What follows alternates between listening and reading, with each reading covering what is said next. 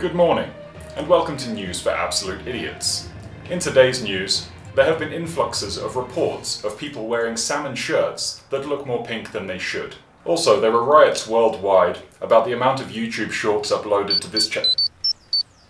We're getting an urgent report. I'm in Zambia. With such breaking news, we need to cut to our field reporter. Field reporter me. Thanks, me. I'm currently on my way to your location as we speak. But here's how I got here. Bye!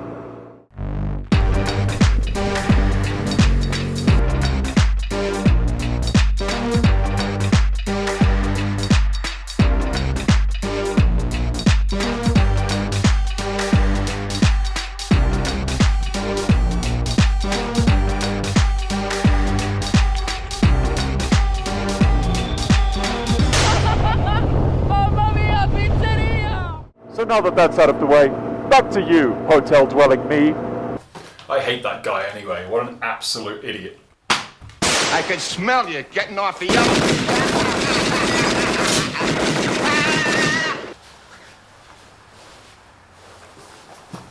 Apologies. Now for the actual video. Now in the last episode, I left you at the Botswana border. And since then, I got through. As far as borders go, it's not so bad. In fact, it's very smooth sailing. And on that note, I am in Botswana. And I spent the night in Gaborone. But spoiler alert, I didn't really spend that much time in Botswana, which is why I'm covering two countries in this video.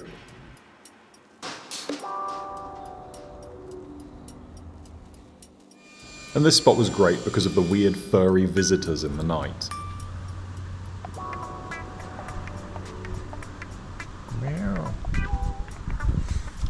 I'm sure you don't want to come in here.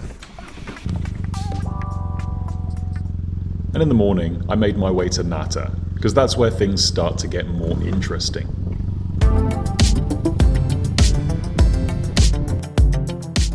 They're so polite. Look at you, letting me go, you little cutie.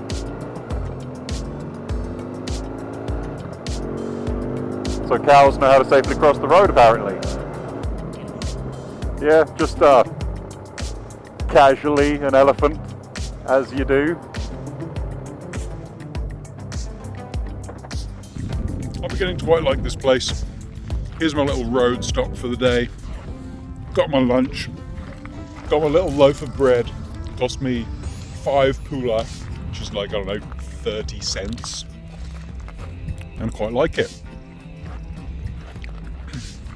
And I think that's elephant poo. So we're getting close.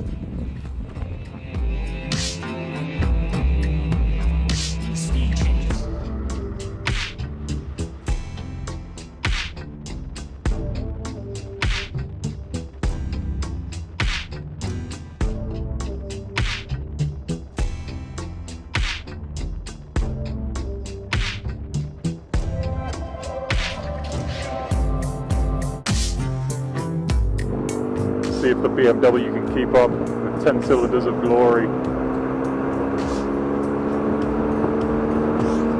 Not really is the answer. Now today is hopefully the last day of highway nonsense for a while. Because I'm leaving Francistown, which is here, and I'm going here to stay here. And then afterwards I'm taking a slight detour to a place that I should or shouldn't do, probably shouldn't. But I'm going to do it anyway, because it looks interesting. So anyway, the place I'm staying is Elephant Sands something or other hotel. You can see it right now.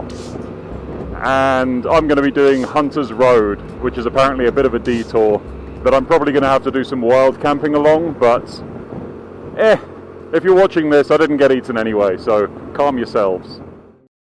Hi, narrator me again. Now, Elephant Sands was recommended by Rob from Moving Pictures Africa. And I've got to say, best place I ever stayed. However, the driveway is an absolute bloody nightmare on a 350 kilogram motorbike. So after many deadlifts, I eventually made it to the campsite and set up my hovel for the night. And it's only after this that you realise how awesome the place actually is. There's just elephants roaming around, not really caring about these idiots camping in their home. And on some occasions, they'll even come and basically sit next to you around the campfire. Now it was here that I met an absolutely mental Italian. This guy was riding from Cape Town to Italy, on a bicycle. And that's not even the worst part. There was another cyclist in this place doing almost the same thing. Anyway, if you're there, stay at this place. It's awesome.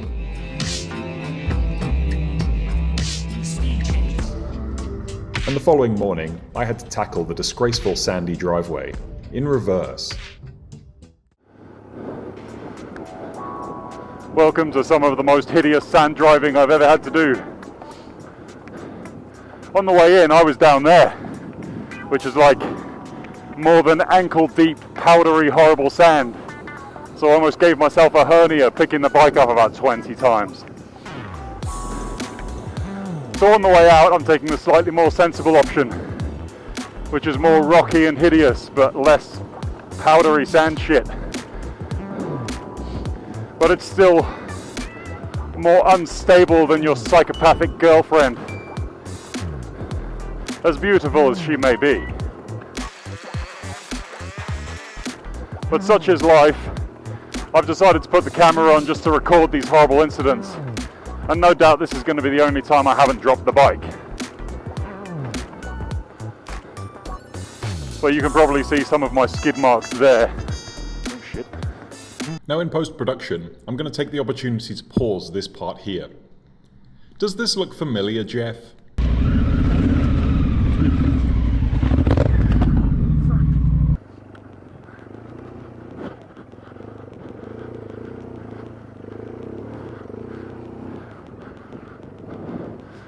Vile.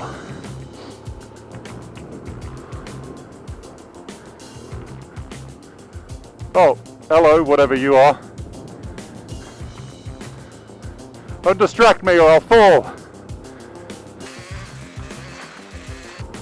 See, at this point I'm asking myself, why didn't I take this road in the first place? This is 1,000 times easier. This is a drop zone.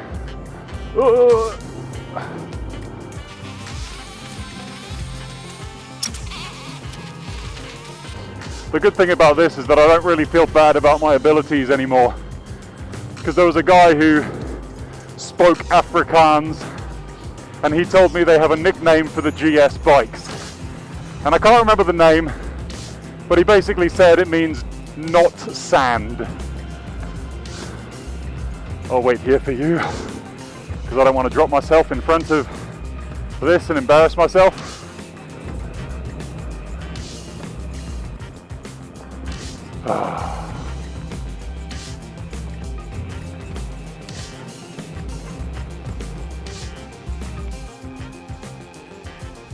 On the way to Hunter's Road after Elephant Sands, I saw an Italian silhouette on the horizon.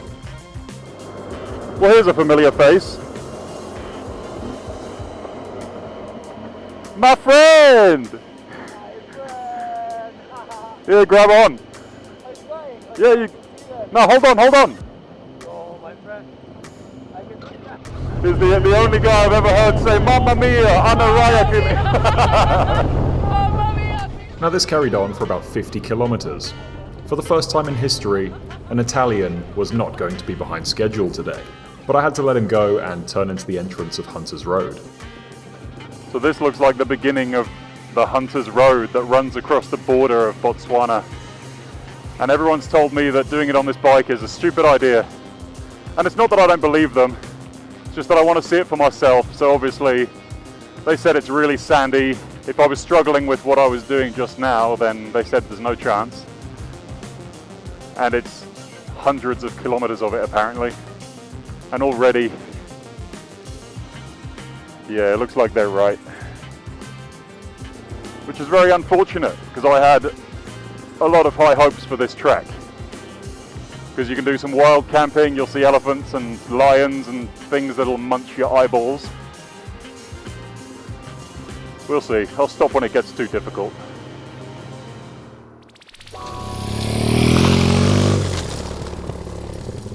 Now Hunter's Road basically runs along the Botswana-Zimbabwe border, all the way up to the border crossing.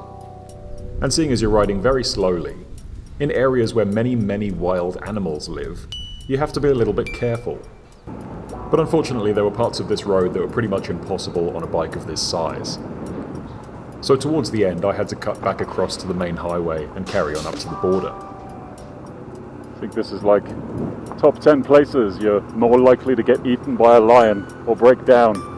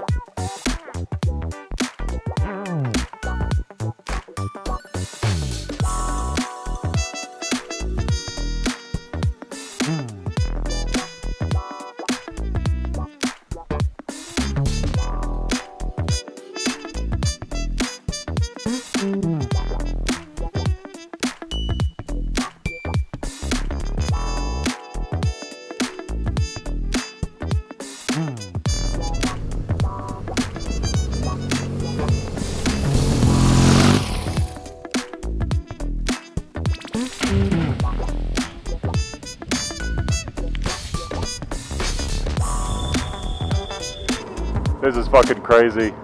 Every single person you see are these fixers that are trying to get your money for helping you do the visa. And everything I've talked about makes it seem like a very easy visa. Also, it should be.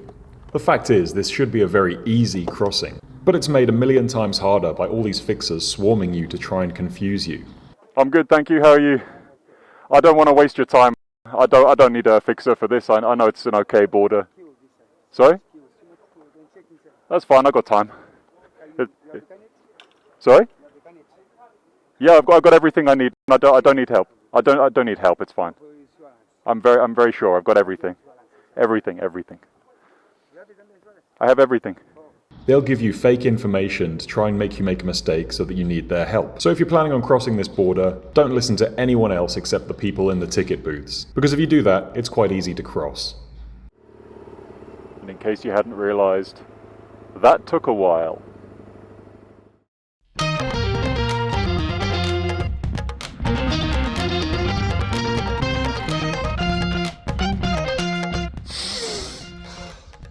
I'm stealing, and there's nothing you can do about it. So over these last few days, my finger has been getting increasingly painful, and it's swollen to about double the size that it normally is. And I think I've got some kind of infection in it or something. So I think once I get to camp today, I'm going to have to do something about it. With knives!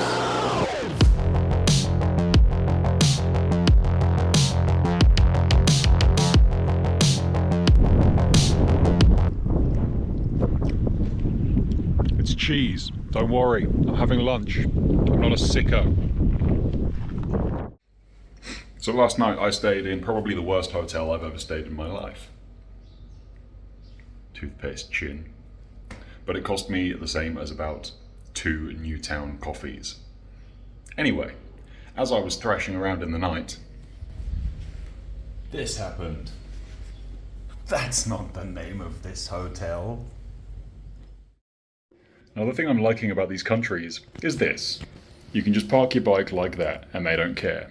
In Australia, they'd have a hissy fit. Now it's time for a lesson in how to survive when you've only got foreign plugs.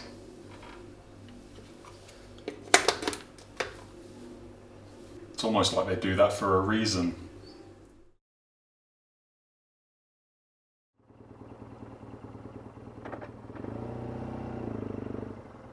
Hey, how are you? I'm not fine. You're not fine? Why not? Now some of these police checkpoints, you have to be a bit careful. Oh no. I was told I was getting a fine for Well, me being or too them? close to the car in front at the checkpoint. But when you ask to speak to her boss, it miraculously becomes okay to be on my way.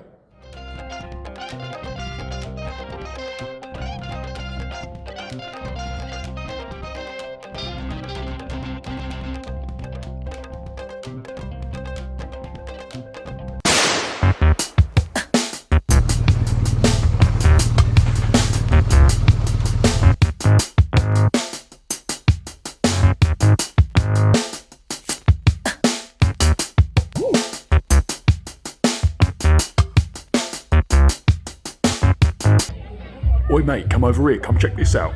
What does this say? This guy is a dickhead.